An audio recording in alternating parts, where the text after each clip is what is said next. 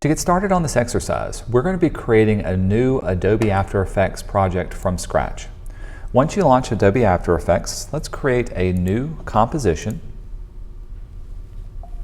The setup for this composition is going to be called Wiggly Text. The size of it is going to be HDV TV at 29.97 frames per second. The duration of it is going to be kept at 5 seconds, and the background we're going to keep it a solid black. We'll say OK to set up our basic document. The first thing we need to do is to add a new text layer. Let's go up to Layer, down to New, and add text. We'll type the word scary, and make sure it's in all caps as well. Now, the font that they want you to use is Sketchnote Square, regular. The size of it is going to be 150 pixels. I've already got it installed on my computer, but if you need to, you can go to File, down to Add Fonts from Adobe. This will launch Adobe's Fonts website. From here, you can type in the name of it, Sketchnote Square.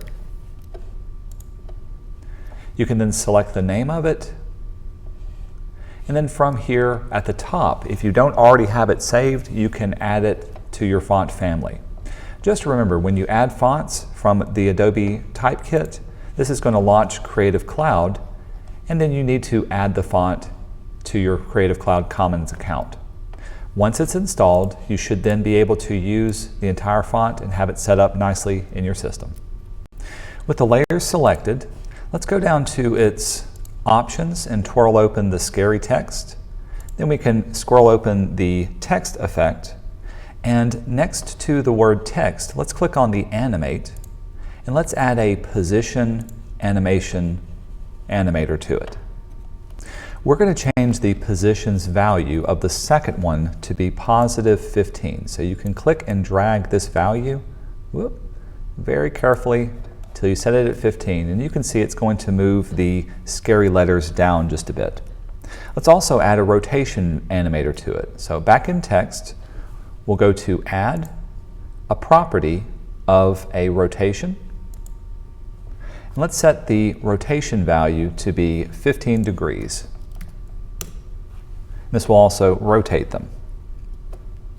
For now, when we set these up, the range selector allows you to pick and choose a mount value based on a specific range. In other words, from a given point to a given point. Another way that you can add some animation values is by going to Add, and then going down to Selector and adding a wiggly expression to it. Wiggly is simply allows you to add some randomness to your range. When we add a wiggly, this will add it underneath our range selector.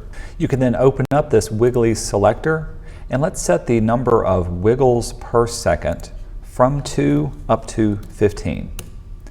This means it'll increase the random variation for every time that this occurs on the text. Now if we hit play, you can see how it's adjusting the position and the rotation of it almost at random, giving it kind of a wiggly type of effect. With this done, we can go back down to our text layer, close it up, and let's add a background layer. From here, we'll bring our playhead all the way back to the beginning section. Let's go to our effects panel, and we can open up the presets.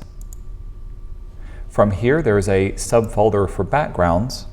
Then we're going to scroll all the way to the bottom, and let's add some sweeping curves. Do make sure that your text is not selected in your timeline. So with nothing selected, you can double click on the sweeping curves effect, and this will add a solid layer to this panel. You can see in our effects controls, there's lots of different effects for it, but under the fractal noise at the very top, twirl open the transform panel, and here we can find the width and height values. Set both of these values to be 400 for each one. So 400 width, 400 height. We can now scroll down to the tritone effect, and let's set our highlight color to be a bright orange by double clicking here and choosing a nice brightish type orange. Let's go a little more like that. and we'll set our midtone to be more of a purple. That looks good from there. You can play around with the settings for yours. Finally, let's take this solid layer and drag it below the word scary, so that's below it, and then when we press play we get a preview of what everything should look like. This all looks good. Let's add our composition to our render queue. Go to File, down to Export to the render queue. Again, make sure your render settings can be the best H.264. In your output, I'm going to save mine to the desktop by clicking on Not Yet Specified. Call it Mr. Ivy. With your name on it, you can hit Save, and then you can hit Render. Be sure to upload both the movie and the After Effects file to the class page.